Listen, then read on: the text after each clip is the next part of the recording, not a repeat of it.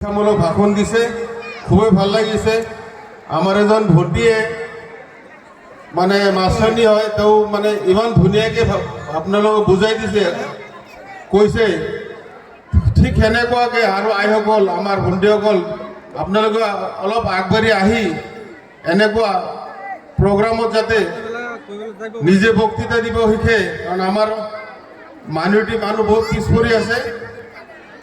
গতিকে আজিৰ এই প্ৰগ্ৰামত উদ্বোধক হিচাপে মোক আমন্ত্ৰিত কৰিছে। এতিয়া আমি আমাৰ সতীৰ্থ প্ৰিন্সিপাল আছে, একেলগত লগত লৈ এই উদ্বোধন মঞ্চখন উদ্বোধন কৰিম বুলি আশা ৰাখিছোঁ। সবে আশীৰ্বাদ কৰিব।